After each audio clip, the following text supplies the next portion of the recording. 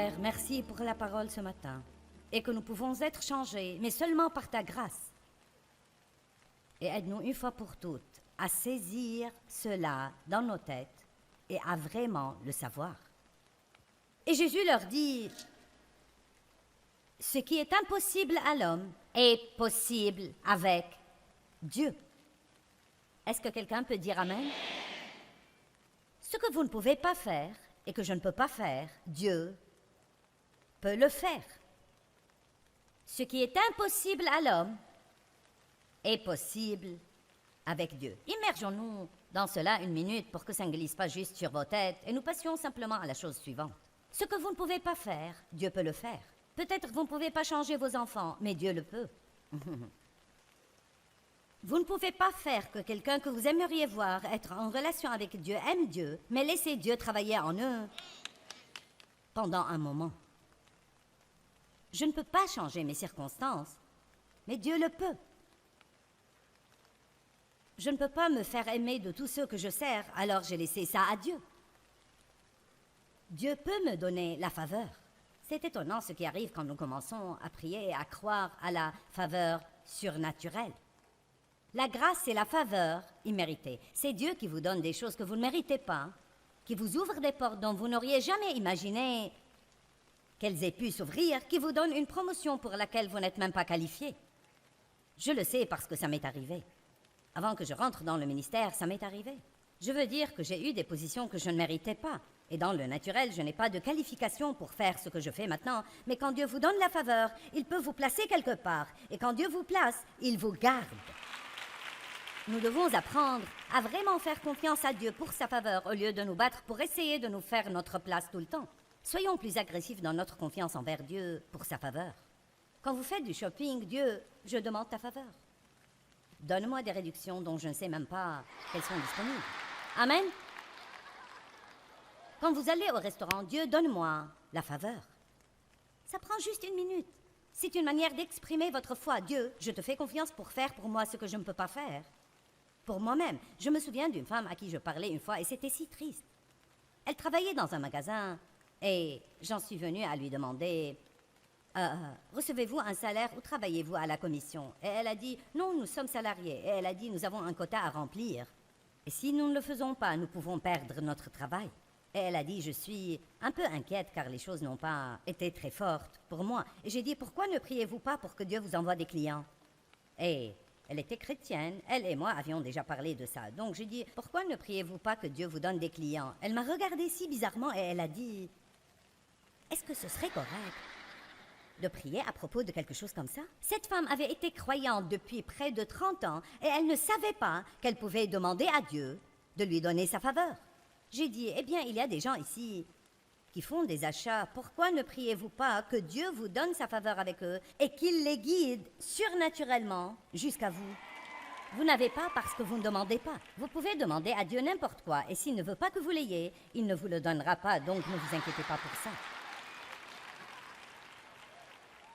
J'ai surmonté ça. Eh bien, Dieu, est-ce ta volonté? Est-ce ta volonté, Dieu? Vous savez, je sais ce que la Bible me dit, mais vous savez, il y a beaucoup de choses que je ne sais pas. Donc nous avons la liberté totale de prier radicalement et agressivement Dieu. La Bible dit que Dieu peut faire en abondance au-dessus et au-delà de tout ce que nous oserons jamais espérer, demander ou penser. Dieu veut que nous prospérions, mais nous avons besoin de l'aide de Dieu. La faveur. Vous pouvez avoir la faveur. Ce qui est impossible à l'homme est possible à Dieu. Luc 18, verset 18. Un chef interrogea Jésus et dit, « Bon maître, toi qui es par essence et parfaitement et moralement bon, que dois-je faire pour hériter la vie éternelle? » Bon, d'abord la question est une question idiote, parce qu'il dit, « Que puis-je faire pour hériter ?» Et les deux choses sont totalement opposées l'une à l'autre. Tout d'abord, quand vous héritez, vous ne faites rien, vous recevez quelque chose.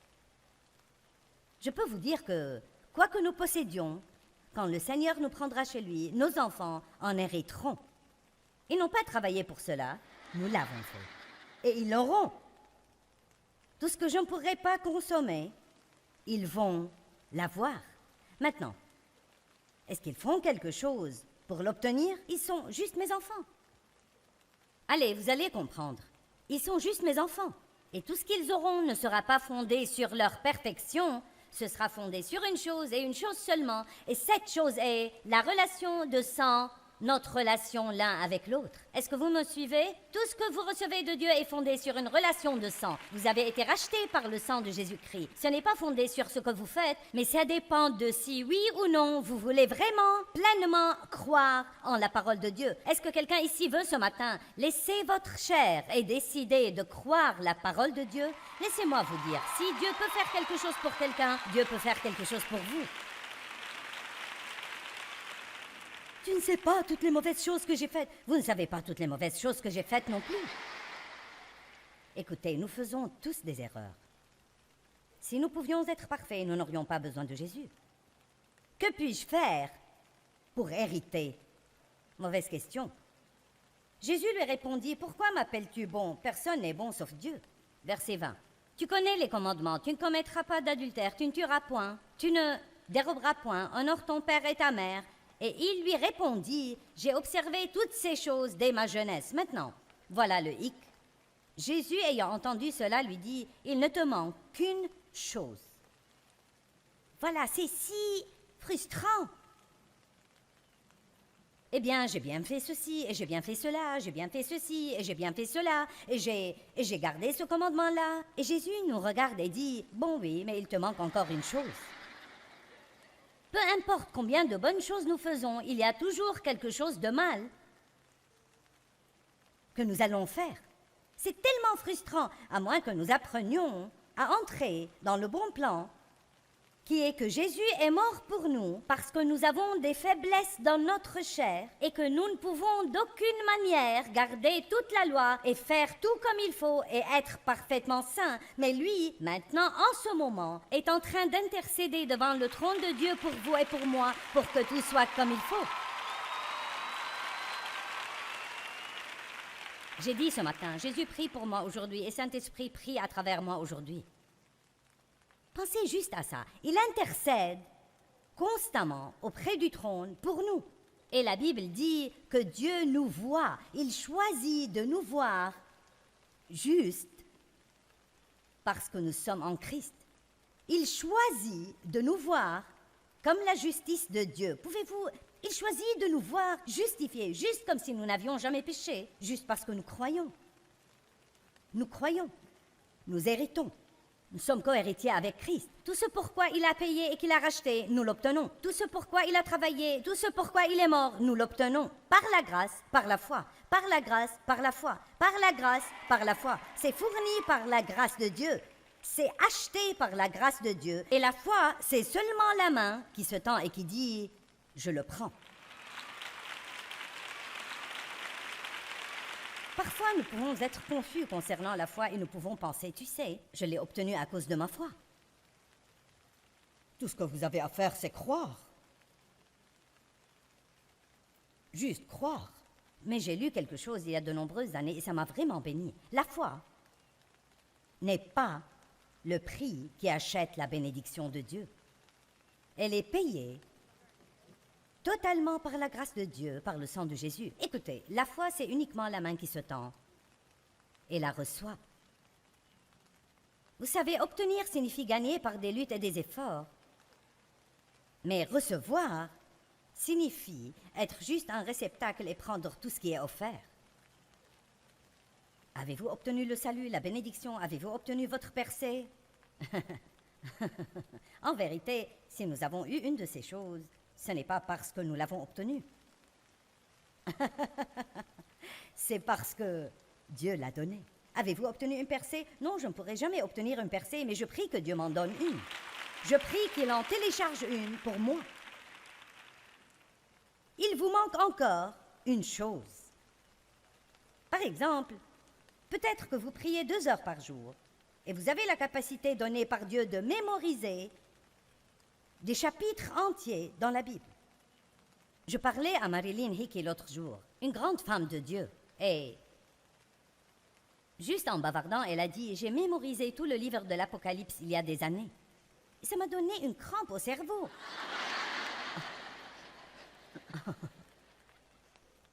Et j'ai fait « Oh, tu as mémorisé tout le livre de l'Apocalypse ?» Il y a certains de ces livres dans la Bible où je dois toujours regarder la table des matières au début pour voir où ils se trouvent. Elle a mémorisé tout le livre de l'Apocalypse.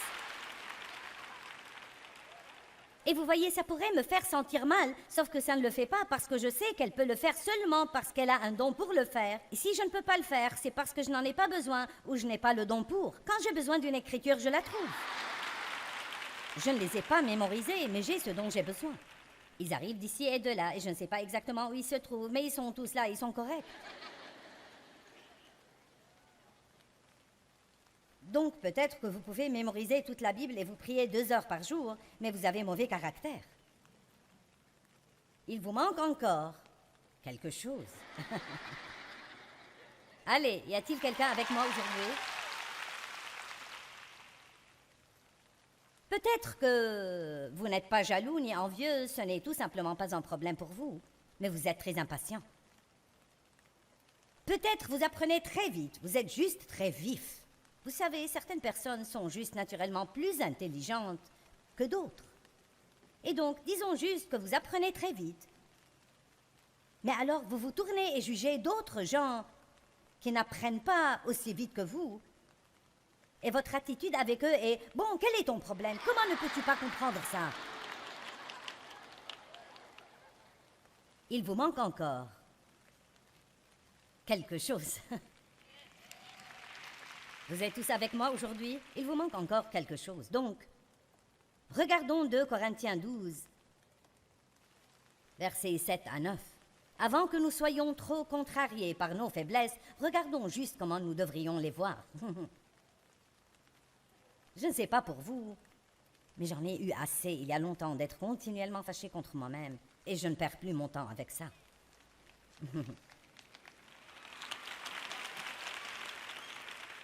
Combien d'entre vous ne vous entendez pas très bien avec vous-même? Ça fait beaucoup de gens. Si vous ne vous aimez pas, vous êtes sur un chemin difficile. Je dis ça tout le temps. Partout où vous allez, vous êtes là. Vous savez, je suis devenue consciente il y a des années du fait que je ne peux pas me débarrasser de moi. Vous ne vous éloignez jamais de vous-même une seconde. Vous ne pouvez pas aller à la salle de bain sans vous. Vous ne pouvez pas vous doucher sans vous. Vous ne pouvez rien faire sans vous. Et sérieusement, si vous ne vous aimez pas, vous êtes tout le temps fâché contre vous-même. Et si quelqu'un faisait la paix avec soi-même aujourd'hui?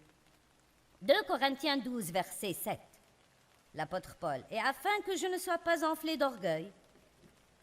Rappelez-vous notre petit ballon hier soir que nous avons gonflé. Et comme le ballon, parfois, nous sommes pleins d'air chaud et nous sommes si remplis de nous-mêmes. Et puis, rappelez-vous, j'ai lâché le ballon, il s'est envolé et s'est vidé. Et c'est ainsi que nous sommes. Nous disons, béni soit Dieu, je pourrais faire ceci. Oh oui, mais il y a encore cette chose. Afin que je ne sois pas enflé d'orgueil et trop exalté à cause des révélations si extraordinaires qui m'ont été données, Dieu utilisait Paul d'une manière étonnamment stupéfiante. Vraiment. Il a reçu, par révélation, il a écrit les 2 tiers du Nouveau Testament. Et donc, afin qu'il ne soit pas enflé d'orgueil, il m'a été mis une écharpe dans la chair, un messager de Satan destiné à me torturer et à me harceler pour m'empêcher d'être excessivement exalté. Donc, quelque chose le harceler continuellement, le gêner tout le temps, que c'était une personne ou une faiblesse personnelle ou quelque chose dans son corps physique. Ce que c'était n'est pas important. Je pense que ce qui importe, c'est que c'était là. Et il semble que c'était un don de Dieu. C'était quelque chose que Dieu permettait dans sa vie. Dieu ne nous donne jamais rien de mal, mais parfois il va permettre certaines choses, car même si ça n'a pas de sens pour nous, ce sera en fin de compte mieux pour nous spirituellement. Vous voyez, c'est comme si chaque fois que j'ai un problème, et que dès que je prie, Dieu m'en délivre surnaturellement, je penserais que ce serait magnifique. Mais vous savez quoi? Ce ne serait pas la meilleure chose pour moi spirituellement. Vous savez pourquoi? Parce que je n'aurais jamais à exercer ma foi. Ma patience ne grandirait jamais. Je n'apprendrai jamais comment avoir de la ténacité. je laisserai tomber trop facilement. Donc Dieu ne me délivre pas sur le champ dans sa sagesse, parce qu'il y a des choses plus profondes qu'il veut que nous apprenions. Et nous sommes toujours concernés seulement par notre présent, notre confort immédiat, mais Dieu est plus concerné par les valeurs éternelles qu'il plante à l'intérieur de nous. Donc Paul voulait être débarrassé de cette contrariété, irritation, frustration, quoique c'est été, et nous en avons tous. Et Dieu a dit non. Maintenant, regardez. Joyce, s'il te plaît, ne me dis pas que je ne vais pas être débarrassée de cette chose qui me gêne. Eh bien, je le laisse juste entre vous et Dieu, je suis... Mais il m'a dit, bon, d'abord, verset 8. 3 fois j'ai supplié le Seigneur et l'ai imploré à ce sujet et l'ai prié de l'éloigner de moi. Je peux vous dire que j'ai prié plus que 3 fois pour certains de mes trucs. Et il m'a dit, ma grâce, ma faveur, bienveillance et miséricorde te suffit. C'est suffisant contre n'importe quel danger, et j'adore cette partie, et te permet de supporter vaillamment les problèmes. En d'autres termes, arrête de t'en plaindre.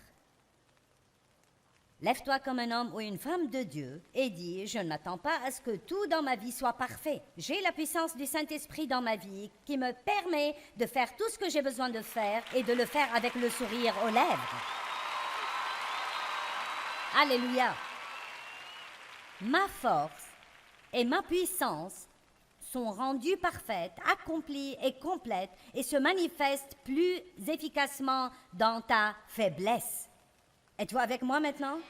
Où la puissance de Dieu sera-t-elle à l'œuvre? Où va-t-elle se manifester? S'il n'y a pas de faiblesse.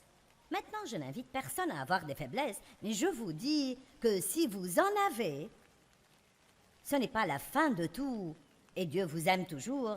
Et il va quand même travailler avec vous, car si nous n'avons jamais de raison d'avoir besoin de Jésus, nous allons arrêter d'avoir besoin de lui. Et c'était beaucoup plus important pour Paul de ne pas devenir orgueilleux et plein de lui-même que d'être délivré d'une faiblesse qu'il avait, quelle qu'elle ait été. Savez-vous que la chair peut s'approprier une quantité donnée de gloire et une quantité donnée de succès avant de tomber? Et pour être honnête, il est bon pour nous de temps en temps de ne pas faire ce qui est parfait et d'avoir à gérer le fait que nous ne sommes, après tout, que des gens comme tout le monde. Certains d'entre vous le comprennent, certains froncent les sourcils et baissent les yeux.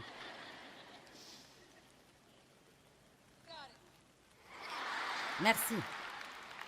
Mais maintenant, il y a la partie que j'essaye encore de comprendre. Ma grâce te suffit, ma grâce agit le plus dans ta faiblesse. Bon, Paul a vite compris le message. Paul a dit, la dernière partie, c'est pourquoi. Vous voyez, c'est pourquoi? C'est pourquoi je me glorifierai bien plus de mes faiblesses et de mes infirmités, afin que la force et la puissance de Christ le Messie reposent sur moi. Donc c'est presque comme s'il disait, oh chouette, j'ai une faiblesse. Je ne vais plus me battre avec ça.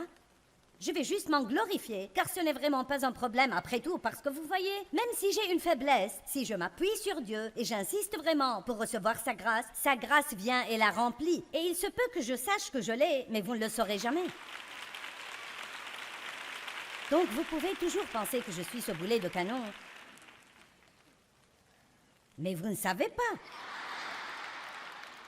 Vous ne savez absolument pas. Dave et moi sommes des gens juste comme vous. Nous avons nos problèmes. Dave m'a dit ce matin, est-ce que tu aimes ma chemise et mon pantalon? J'ai dit, j'aime le pantalon.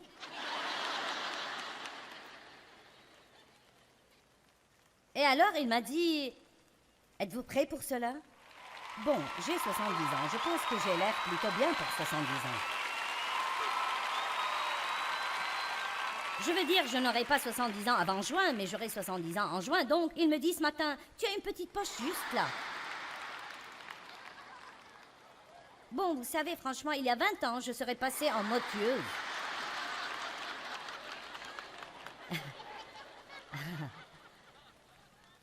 Mais vous savez quoi? J'ai pris le mode forte dans ma faiblesse.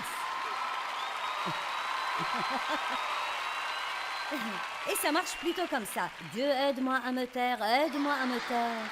Oh Jésus, aide-moi à ne pas me fâcher et à ne pas m'offenser. Je n'avais pas à passer par tout ça ce matin parce que j'ai déjà... Nous faisons ça tout le temps, mais vous savez, je dois faire cela par moment parce que nous avons des faiblesses. Donc me voici. Vous savez, j'ai ce ministère mondial et il y a notre conducteur de louanges qui a eu 5 Grammy Awards et toutes ces choses géniales que tout le monde fait. Et nous sommes juste des gens ordinaires. Des gens vraiment, vraiment normaux. Des gens que Dieu choisit à dessein. 1 Corinthiens 1. Il a choisi à dessein ce qui est faible et fou dans le monde pour confondre les sages, afin que personne ne puisse tirer quelque fierté pour soi-même. Donc Dieu a dit à Paul, non, je ne vais pas enlever cette faiblesse, mais je vais te donner la grâce pour que tu réussisses. Je vais te donner la grâce de supporter vaillamment ce problème. Et Paul a dit, ah bon, la faiblesse n'est pas un problème, parce que Dieu peut m'aider. Vous voyez, notre problème, ce n'est pas nos faiblesses. Notre problème, c'est de ne pas rester branché. Si vous n'étiez pas là, hier, vous avez manqué ma petite analogie de branchement, donc je vais juste vous l'expliquer. Ceux qui espèrent dans le Seigneur renouvellent leur force. Nous devons nous brancher sur notre source d'énergie qui est Dieu. Et ça vient lorsque nous prenons un peu de temps et allons à Dieu, que ce soit 1 minute aux toilettes, 1 minute aux toilettes du bureau, quand vous sentez que vous êtes sur le point de dérailler, que ce soit 10 minutes de marche à l'extérieur, ou bien dans votre lieu de prière le matin, où qu'il soit, et là vous tirez la force dont vous avez besoin, avant même de savoir que vous en avez besoin. Ne pensez pas que, parce que vous vous levez le matin du bon pied, que la journée va être bonne. Je fais toujours le plan d'être bien quand je suis allongée dans mon lit, et ça va jusqu'au moment où je mets le pied sur le sol. Et c'est là que les problèmes commencent. Je peux m'entendre avec tout le monde tant qu'il n'y a personne à la maison. Je n'ai pas de problème avec ça. Je suis quelqu'un de si facile tant qu'il n'y a personne à proximité. Loué sois-tu, Seigneur, je t'aime. Oh, je me sens si spirituel. Oh, alléluia. Ne regardez pas la poche. Alléluia, alléluia. Nous nous sentons spirituels jusqu'à ce que quelqu'un vienne à la maison. Alors c'est une autre histoire. J'étais comme Jekyll et Hyde il y a quelques années. J'étais comme... Je ne sais pas d'où venait ce monstre intérieur, mais dès que quelqu'un m'exaspérait ou m'irritait un peu, je devenais comme une autre créature. J'ai découvert un secret, vous savez. Vous ne vous sentirez plus aussi mal après avoir fait une bêtise si vous ne vous sentez pas si bien lorsque vous faites quelque chose de bon. Allons, disons-le encore. Vous ne vous sentirez plus aussi mal après avoir fait une bêtise si vous ne vous sentez pas si bien lorsque vous faites quelque chose de bon. Parce que la question, c'est que si je fais quelque chose de bon, c'est seulement Dieu qui fait le bien à travers moi. Et si je fais mal, alors seul Dieu peut s'en occuper. Donc j'ai appris à m'appeler moi-même une tout rien. Je suis tout en lui et rien sans lui. Simplement tout rien. Vous savez, la grâce de Dieu qui nous a sauvés est exactement la même grâce qui va nous changer et nous aider à grandir dans de nouvelles étapes de dévotion. Nous devrions tous désirer cela. Nous ne pouvons pas changer excepté par la grâce de Dieu. Apprenez comment recevoir la grâce de Dieu dans votre vie. Apprenez comment dépendre d'elle entièrement.